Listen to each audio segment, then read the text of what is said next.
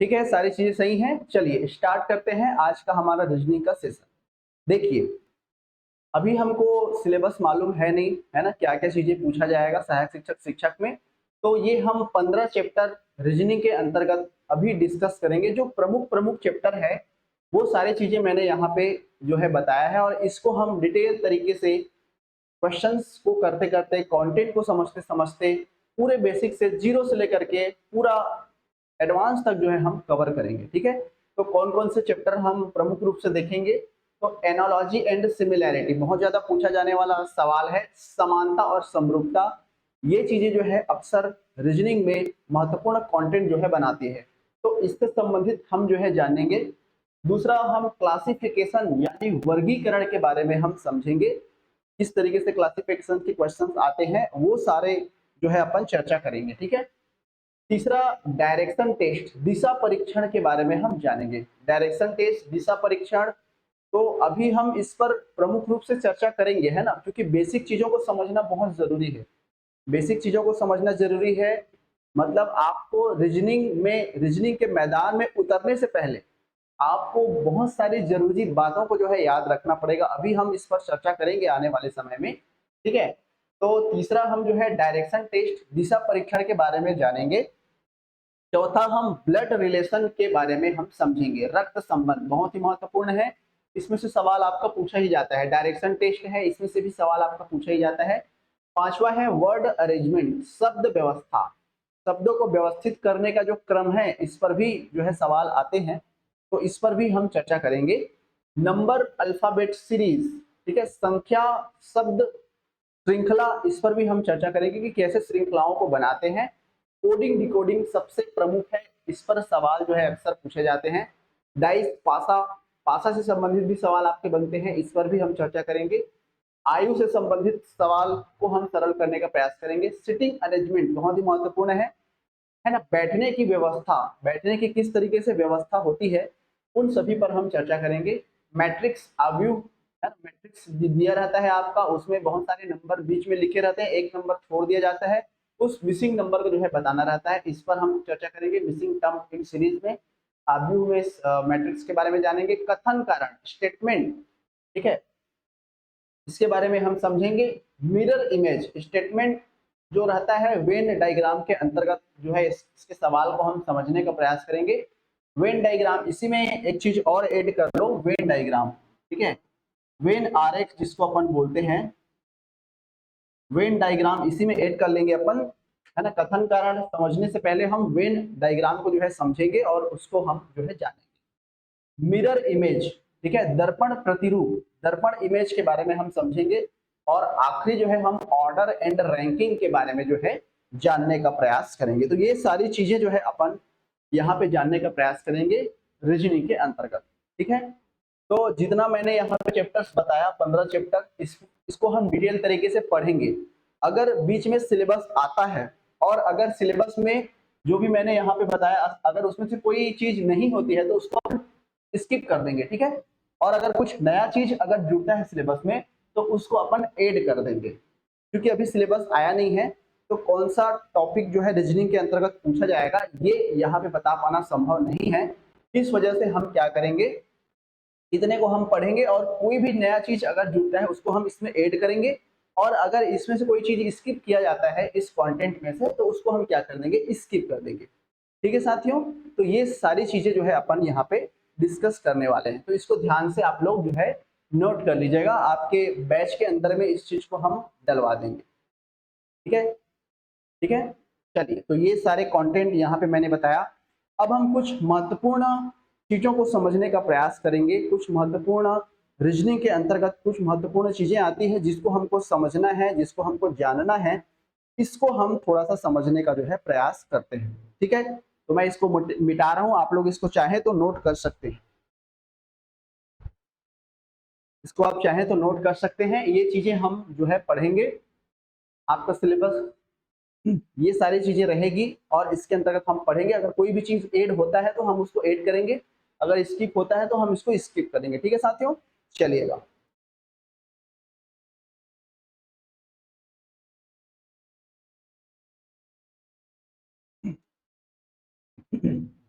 तो नए तरीके से जो पढ़ना है वो अपन कल से जो है स्टार्ट करेंगे। कल से हमारा पहला चैप्टर हम पढ़ेंगे, ठीक है। कल से हम जो है हमारा पहला चैप्टर पढ़ेंगे, लेकिन आज का जो सेशन है वो बहुत ही महत्वपूर्ण है। महत्वपूर्ण इसलिए है क्योंकि रीजनिंग स्टार्ट करने से पहले हमको कुछ चीजों को जानना बहुत जरूरी है, जो कि रीजनिंग से पहले हमको जानना पड़ेगा, है ना भाई। जब हम युद्ध के मैदान में उतरते हैं, भले ही हमारे पास तलवारें हैं, भले ही हमारे पास बंदूकें हैं, भले ही हमारे पास तोप है, मिसाइल्स हैं, लेकिन अगर उसको चलाना नहीं आएगा आपको तो आप युद्ध में हार जाएंगे, है ना। तो वही चलाना मैं यहाँ पे सिखाने वाला हूँ कि किस तरीके से आप जो है रीजनिंग में के मैदान में उतरने से पहले आपको क्या क्या चीजें हैं जिसको समझना है, जानना है, याद रखना है, ठीक है। तो चलिए साथियों, रीजनिंग जानने से पहले सबसे प्रमुख जो आता है अल्फाबेटिकल नॉलेज, ठीक है।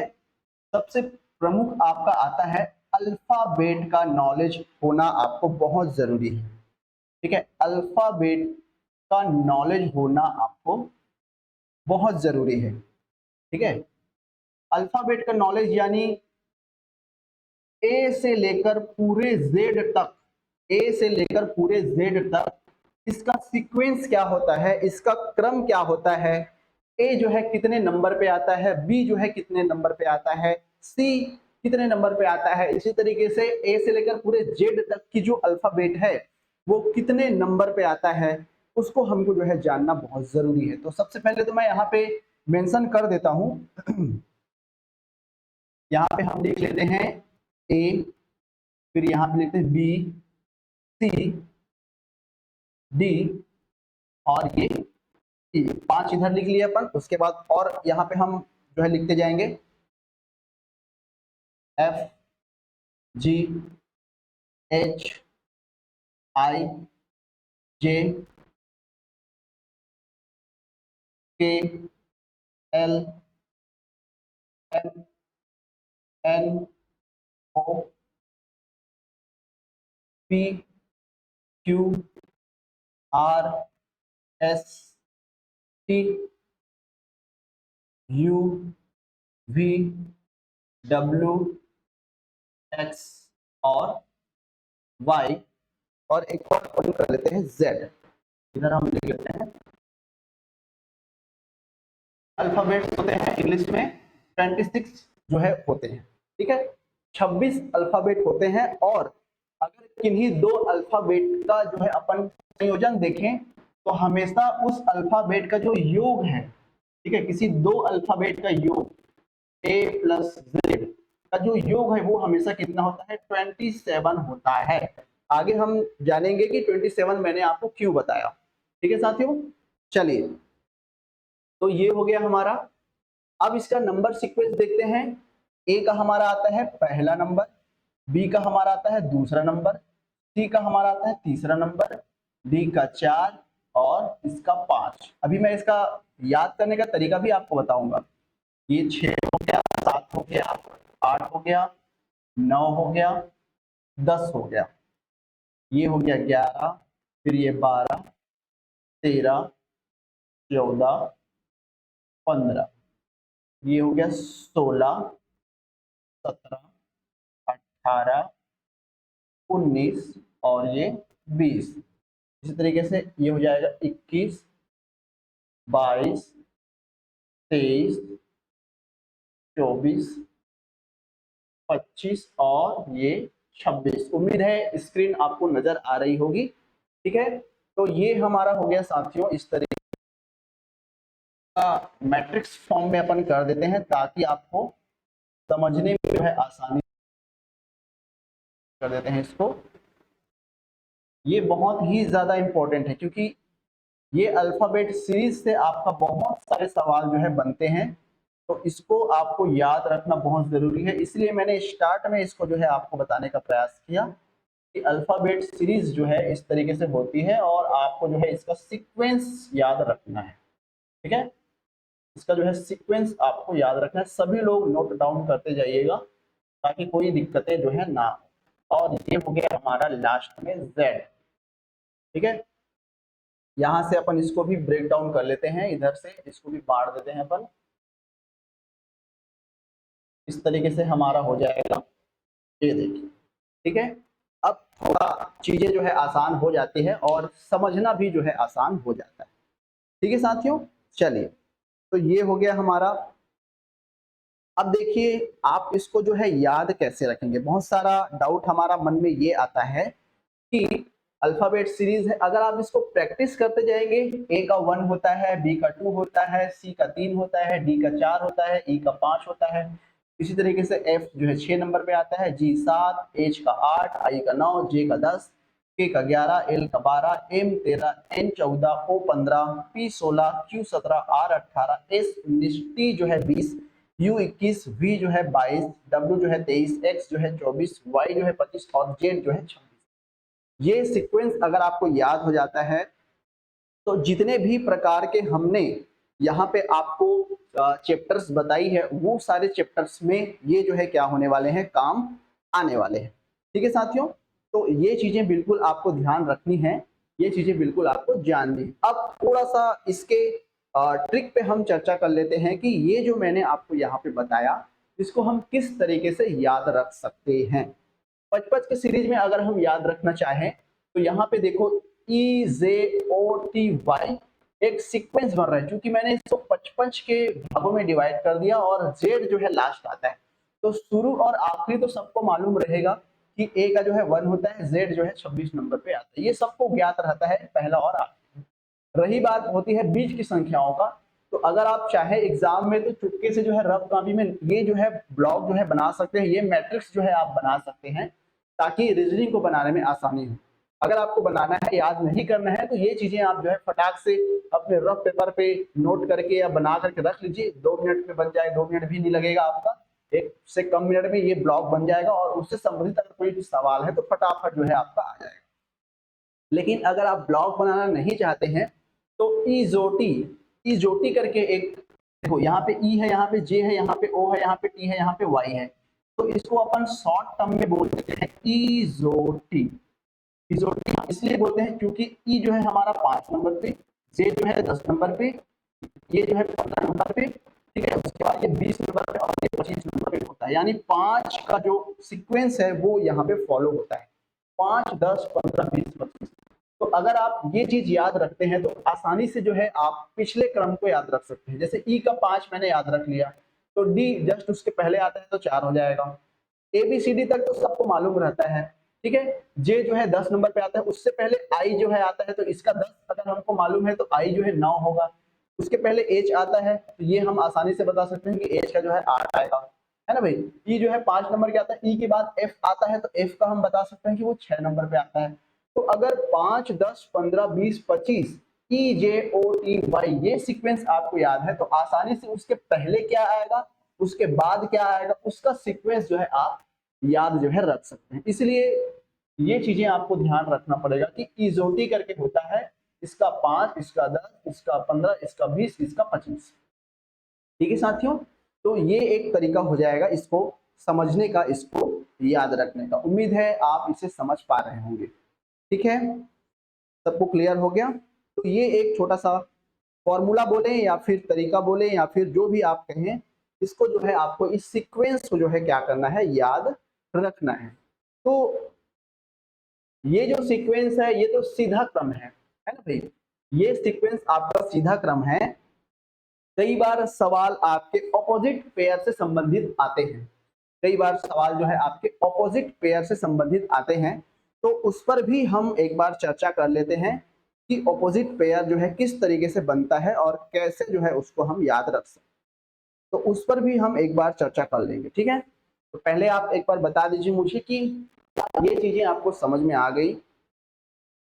ये है हमारा सीधे अक्षरों ए से लेकर जेड तक को याद करने का तरीका। याद करने का तरीका आपका इस तरीके से है, इजोटी करके आप जो है इसको सूत्र के रूप में जो है आप याद रख सकते हो। टी का 5, जे का 10, ओ का 15, टी का 20, वाई का 25 और लास्ट में जेड आता है, इसका 26 जो है होता है। अब यहाँ पे कुछ चीजों को और समझना पड़ेगा। देखो मैंने आपको यहाँ पे बोला था कि अल्फाबेट जो है 26 होते हैं, ये सभी जान रहे हो। योग इनका 27 होता है, A प्लस जेड दोनों का योग कितना होता है, 27। 27 कैसे होता है देखो, ए जो है कितने क्रम में होता है, पहला। जेड जो है कितने क्रम में होता है, 26। यानी इस पूरे अल्फाबेट में अगर किन्हीं दो अल्फाबेटों के क्रम को अगर आप जोड़ोगे तो उनका योग जो है कितना आएगा, 27 आएगा। ठीक है, समझ में आया मैं क्या बोलना चाह रहा हूं। इस पूरे अल्फाबेट में किन्हीं दो अल्फाबेट के क्रमों को अगर आप जोड़ें तो उनका योग कितना आएगा, 27 आएगा। जैसे पहला और आखिरी को जोड़ दो, 26 और 1 27। ऐसा नहीं है, मतलब ऑपोजिट में बोल रहा हूं मैं, ऐसा नहीं है कि आप ए और बी को जोड़ो तो 27 आए, ऐसा नहीं है ना भाई। ऐसा नहीं है कि इन दोनों को जोड़ो तो 27 आए।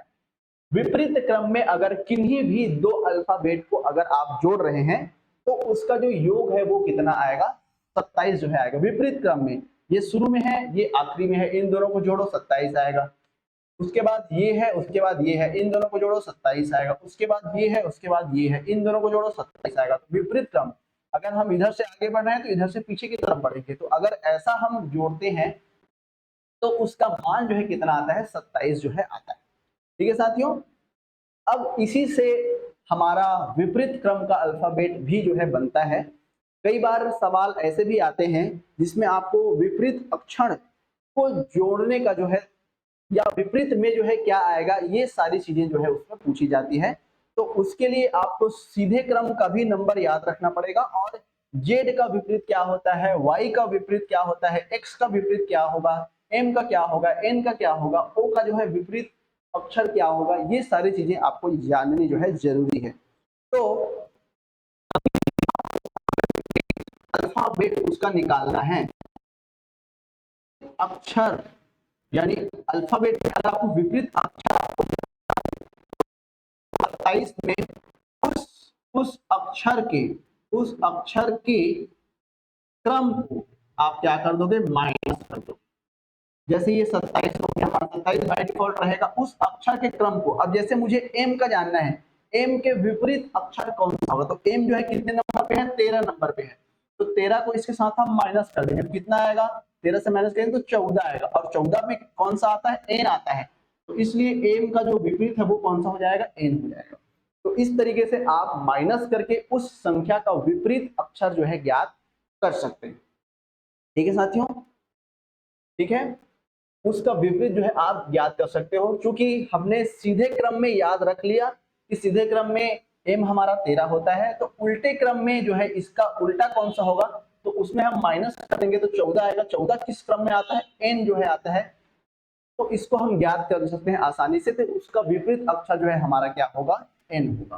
ठीक है, तो सीधे तरीके से भी आपको याद रखना है और साथ में उल्टे तरीके से भी जो है आपको याद रखना है। आप सीधा याद रखिए, उल्टा याद रखिए, दोनों तरीके से याद रखिए। इसी को कहा जाता है रीजनिंग, इसी को कहा जाता है तर्क शक्ति। आपकी तार्किकता को यहाँ पे मापा जाता है कि आप सीधे तरीके से किस तरीके से सोचते हैं और उल्टे वे में जो है किस तरीके से सोचते हैं। ठीक है साथियों, तो ये सारी चीजें जो है यहाँ पे याद रखी जाती है। उम्मीद है सबको जो है समझ में आ रही होगी। ठीक है, चलिए अब थोड़ा सा मैं एक बार चर्चा कर लेता हूं कि विपरीत क्रम में आप लोग उसको कैसे याद रख सकते हो, है ना। अब यहाँ पे मैंने माइनस किया तो मुझे पता चल गया कि एन जो है होता है, लेकिन हमको जल्दी से कैसे मालूम होगा, आपको अपने दिमाग में सेट करके रखना है कि ए का विपरीत जेड होता है, जेड का विपरीत ए होता है, बी का वाई होता है, वाई का बी होता है, सी का एक्स होता है, एक्स का सी होता है। ये आपको जो है अपने दिमाग में बैठा करके रखना है। ठीक है साथियों, अपने दिमाग में उस चीज को क्या करना है, बैठा करके रखना है, याद जो है रखना है कि इसका जो है इस तरीके से होता है। अब इसको याद रखने के लिए एक छोटा सा कहानी मैं आपको सुनाना चाहता हूं। पहले इसको मिटा देते हैं अपन, इसको आप लोग नोट डाउन कर लीजिएगा, इसको मिटा रहा हूं मैं। उसके बाद एक छोटा सा हम कहानी जो है याद रखते हैं, ठीक है, जिसमें आपको अक्षरों के विपरीत क्रम को जो है याद रखने में आसानी जो है हो जाएगी। ठीक है, चलिए अब यहाँ पे अपन लिख देते हैं अल्फाबेट या अक्षरों का विपरीत क्रम, या उसका विपरीत जोड़ा भी बोल सकते हैं। विपरीत अक्षर के जोड़े, विपरीत अक्षर के जोड़े। अब इसको कैसे याद रखा जा सकता है, विपरीत अक्षरों के जोड़ों को जो है आप किस तरीके से याद रख सकते हो। ठीक है, अब देखो, अब मैं यहाँ पे लिख रहा हूं ए, यहाँ पे लिख रहा हूं बी, सी, डी, ई, एफ, जी और ये एच। ठीक है, ए का जो है जेड होता है, बी का जो है वाई होता है, सी का जो है एक्स होता है, डी का जो है डब्ल्यू होता है, ई का जो है वी होता है, यू होता है। ठीक है, जी का जो है टी होता है, एच का जो है एस होता है। ठीक, इसी तरीके से आई, जे, के, एल और यहां पे हो जाएगा एम। ठीक है, इसको भी हमको जो है पूरा याद रखना है, जितने भी हैं सारे हमारे। आई का जो है आर होता है, जे का जो है क्यू होता है, के का जो है हमारा हो जाएगा पी, एल का जो है हमारा हो जाएगा ओ और एम का जो है हमारा हो जाएगा एन। तो ये हमारा कहलाता है विपरीत, ये हमारा कहलाता है विपरीत अक्षरों के जोड़े। अब इसको याद कैसे रखना है, देखो एक छोटा सा मैं आपको यहाँ पे कहानी सुनाता हूँ। ठीक है, कहानी अब सुनिए, क्या है कहानी हमारा। एक जो है आजाद नाम का एक लड़का रहता है। ठीक है, बॉय, एक आजाद नाम का बॉय था। ठीक है, एक आजाद नाम का क्या था, बॉय था, जिसे क्रैक्स खाना पसंद था, क्रैक्स खाना और ड्यू पीना जो है पसंद था। ठीक है भाई, एक आजाद नाम का बॉय, एक आजाद नाम का बॉय था जिसे क्रैक्स खाना और ड्यू पीना जो है पसंद था। ठीक है, एक इवनिंग, एक इवनिंग में वह फुल पेट हो करके जीटी रोड पर क्या कर रहा था, टहल रहा था। एक इवनिंग वह फुल पेट होकर के जीटी रोड पे क्या कर रहा था, टहल रहा था। ठीक है, जीटी रोड पे क्या कर रहा था, टहल रहा था। हाई स्कूल, हाई स्कूल के बाद, हाई स्कूल के बाद उसने इंडियन रेलवे की क्या करी, यात्रा करी। हाई स्कूल खत्म होने के बाद उसने क्या करी, इंडियन रेलवे की यात्रा करी। ठीक है, और यात्रा की, जहां उसे क्या मिला, जंगल क्वीन जो है मिला। ठीक है, हाई स्कूल खत्म होने के बाद उसने क्या करा, इंडियन रेलवे की यात्रा की, जहां पे उसे जंगल क्वीन जो है मिला। ठीक है, जहां पे उसे क्या मिला, जंगल क्वीन जो है मिला। फिर वह क्या किया, उसे कानपुर ले गया। ठीक है, फिर वह उसे, फिर वह कहाँ चला गया, कानपुर चला गया। और ठीक है, और मैन बन करके, मैन यानी आदमी बन करके, फिर उसे लव का जो है मतलब समझ आया, लव यानी प्यार। ठीक है, फिर वो कहाँ चला गया, कानपुर चला गया, और कानपुर जाने के बाद फिर उसे, जब वो आदमी बना, मैन बना, तब उसे जो है किसका पता चला, लव का जो है पता चला। तो कहानी मैंने इसलिए बताया ताकि आपको इसका विपरीत क्रम याद रखे। आजाद है ना, आजाद से मतलब हो गया कि ए और जेड, बॉय से मतलब हो गया बी और वाई। ठीक है, क्रैक्स का मतलब हो गया सी और एक्स, डीओ, डीओ पीना पसंद था तो हो गया डी और डब्ल्यू। इवनिंग यानी ई और वी हो गया हमारा। फुल, फुल यानी एफ और यू हो गया। जीटी रोड यानी जी का टी हो गया उल्टा। हाई स्कूल यानी एच एस, इसका जो है ऑपोजिट हो गया। इंडियन रेलवे आई आर जो है इसका ऑपोजिट हो गया। जंगल क्वीन जे क्यू, इसका क्या हो गया, ऑपोजिट। कानपुर, तो के और पी इसका जो है क्या हो गया, ऑपोजिट हो गया। लव है ना, प्यार जो है उसको याद बाद में आया, तो एल ओ जो है इसका क्या हो जाएगा, विपरीत हो जाएगा। मैन, एम एन जो है इसका क्या हो जाएगा, विपरीत हो जाएगा। तो ये कहानी बताने का बस एक ही उद्देश्य था कि आपको जो है इनका विपरीत क्रम किस तरीके से आप इसको याद रख सकते हैं। ठीक है, बाकी प्रैक्टिस जब आप करते जाएंगे तो ये ट्रिक भी आपको याद रखने की आवश्यकता नहीं पड़ेगी, सारी चीजें जो है आपके दिमाग में ऑटोमेटिकली बस जाएगी। ठीक है साथियों, तो उम्मीद है ये सारी चीजें आपको समझ में आ गया होगा। और मैंने आपको बताया था कि किन्हीं दो विपरीत जोड़ों का योग हमेशा कितना होता है, 27 होता है। अगर ए और जेड को आप जोड़ोगे तो 27 आएगा। तो अगर आप ये क्रम जो है याद नहीं रख पाते हैं तो आप उस, जिसका भी आपको विपरीत पूछा जाए, क्वेश्चन कैसे आएगा, क्वेश्चन इसमें कैसे पूछा जाएगा, जेड का विपरीत क्या होता है ए, वाई का विपरीत क्या होगा बी, एक्स का विपरीत क्या होगा सी, है ना। ये आपके कोडिंग डिकोडिंग में या सीक्वेंस ऑर्डर में जितने भी प्रकार के रीजनिंग के हमने यहाँ पे चैप्टर्स पर जो है चर्चा किया था, उन सभी के सवाल जो है इससे संबंधित बनेंगे, चाहे आप सीधे क्रम में याद रखो या उल्टे क्रम में जो है आप याद रखो। ठीक है साथियों, उम्मीद है आपको ये चीजें जो है क्लियर हुई होंगी। ठीक है, चलिए, तो ये आपका सीधा क्रम भी हो गया और ये आपका उल्टा क्रम, दोनों चीजें यहाँ पे हो गया।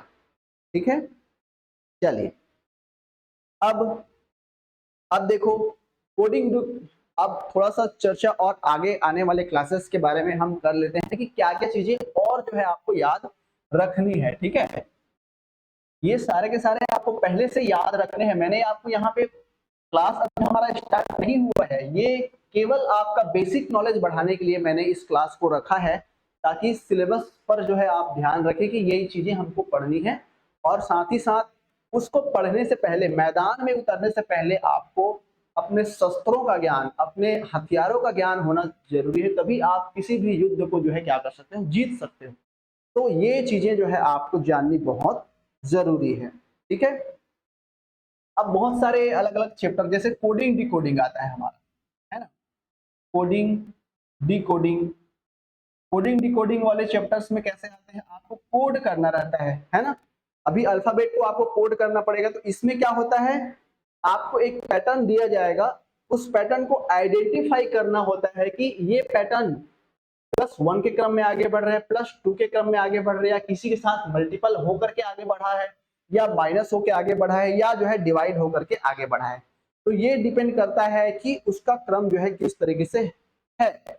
उसके लेटर को हम क्या करते हैं, मैप करते हैं, मैपिंग करते हैं। ठीक है, आइडेंटिफाई करते हैं, उसके लेटर को मैप करते हैं, उसके हिसाब से जो है हमारा पता चलता है कि किस तरीके से जो है हमारा सीक्वेंस में आगे बढ़ा हुआ है। नंबर सीरीज जो हमारा चैप्टर है, नंबर सीरीज जो हमारा चैप्टर है, इस नंबर सीरीज के लिए आप जो है संख्याओं का वर्ग जो है याद रखना पड़ेगा। संख्या का वर्ग जो है याद रखना पड़ेगा कि किसका जो है वर्ग कितना होता है। तो कम से कम 1 से लेकर के 20 तक के वर्ग कितने होते हैं, यानी 20 का घात 2 कितना होता है ना भाई, 19 का घात 2 कितना होता है। तो ये सारी चीजें जो है आपको याद रखनी पड़ेगी, ये सारी चीजें आपको याद रखनी पड़ेगी। कम से कम 1 से लेकर 20 तक के वर्गों को आप लोग याद रखिए कि 1 का वर्ग कितना होता है, 2 का कितना होता है, 3 का कितना होता है, 15, 16, 17, 18, 19, 20, इन सभी का वर्ग जो है कितना आता है। कम से कम 20 तक जो है आप याद रखिए। ठीक है, संख्याओं का घन कम से कम आप 1 से लेकर के 10 तक जो है याद रखिए कि 1 का कितना होता है, 2 का कितना होता है, 3 का कितना होता है, 4 का कितना होता है, 10 का जो है कितना होता है। तो कम से कम आपको 1 से लेकर के 10 तक के घनों को जो है याद रखना है। ऐसा मैं इसलिए बता रहा हूं ताकि जब हम नंबर सीरीज पढ़ें या कोडिंग डिकोडिंग पढ़ें, तो उसमें जो है मैपिंग होता है, एक सीरीज का जो है मैपिंग होता है।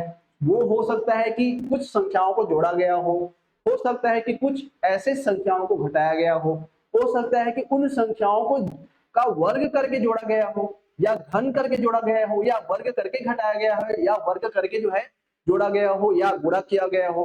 तो बहुत सारे अलग अलग सीक्वेंस जो है बन सकते हैं। तो आपको जो है संख्याओं के वर्ग को कम से कम 1 से लेकर 20 तक याद रखनी है, और घन को कम से कम 1 से लेकर 10 तक जो है याद रखनी है। ठीक है, तो ये हो गया हमारा नंबर सीरीज के अंतर्गत। डायरेक्शन डायरेक्शन सेंस जो है आपको याद रखना है। डायरेक्शन टेस्ट जब हम पढ़ेंगे, दिशा परीक्षण, डायरेक्शन टेस्ट जब हम पढ़ेंगे उसमें दिशा परीक्षण होता है, उसमें भी आपको जो है याद रखनी पड़ेगी डायरेक्शन टेस्ट। डायरेक्शन टेस्ट, दिशा परीक्षण। अब इसमें देखो, दिशा परीक्षण में हम दिशा किस तरीके से बनाते हैं, तो जब भी आप बनाएंगे तो यहाँ पे नॉर्थ, साउथ, नॉर्थ के बगल में यहाँ पे ईस्ट, और ये वेस्ट, इस तरीके से दिशा हमेशा जो है बनाया जाता है। जब भी आप जो है ड्राव करोगे, तो यहाँ पे उत्तर, यहाँ पे दक्षिण, और इधर होता है हमारा पूर्व, ठीक है, और इधर हो जाएगा हमारा पश्चिम, और इस बीच को कहा जाता है पूर्व, इसको कहा जाता जाता है साउथ ईस्ट, दक्षिण पूर्व इसको कहा जाता है साउथ वेस्ट, ठीक है। दक्षिण पश्चिम इसको कहा जाता है उत्तर पश्चिम, ठीक है, इसको कहा जाता है उत्तर पश्चिम। तो ये चीजें भी आपको जो है याद रखनी है कि इसके मध्य को ये बोला जाता है और इसके ऊपर को इस तरीके से बोला जाता है, यानी ये जो सीक्वेंस है डायरेक्शन का ये जो है आपको याद रखनी है, ठीक है। साथ ही साथ इसमें आपको पाइथागोरस प्रमेय जो है याद रखना है, ठीक है। साथ ही साथ इसमें आपको पाइथागोरस प्रमेय जो है याद रखना है। आपको पाइथागोरस प्रमेय आपने जो है पढ़ा होगा, पाइथागोरस प्रमेय आपने पढ़ा होगा। क्या होता है हमारा, कर्ण का वर्ग बराबर लंब का वर्ग धन आधार का वर्ग, ठीक है। ये जो है आपको याद रखना है। क्यों याद रखना है, क्योंकि डायरेक्शन जब इस तरीके से होता है वो परपेंडिकुलर फॉर्म में होता है तो हमको जो वो चीजें जो है निकालनी रहती है, उसका जो है लेंथ जो है डिसाइड करना रहता है। तो इसके लिए जो है पाइथागोरस प्रमेय जो है काम आता है। तो ये चीजें भी जो है आपको याद रखनी पड़ेगी, ठीक है। ये चीजें भी जो है आपको याद रखनी पड़ेगी। सिलोलिज्म जब हम पढ़ेंगे, सिलोलिज्म उसमें मैंने ऐड करना भूल गया था, चलो उसको भी अपन एक बार देख लेंगे सिलोलिज्म को, है ना, क्योंकि सिलोलिज्म से भी बहुत सारे सवाल आपके बनते हैं। तो सिलोलिज्म जानने से